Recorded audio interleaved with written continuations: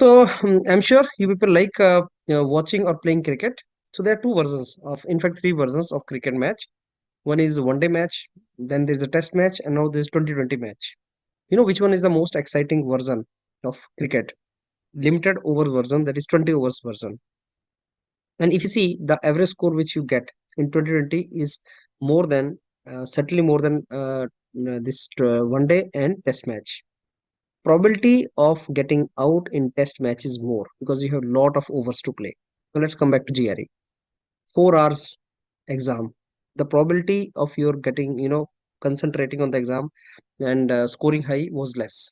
For 4 hours, you cannot maintain the concentration. So your probability of making things wrong, hitting wrong answer was more in 4 hours rather than in 2 hours. In 2 hours match, like 2020, in 2 hours exam, you can concentrate. And that exactly is the reason, in my opinion, I think you can hit a high score. If you concentrate very well, you can score high in 20 in this GRE limited hours, that is 22 hours exam, which new GRE pattern is suggesting. So all the very bad, good for you. So those of you who are planning to write GRE, my advice is write it in September when new pattern is coming.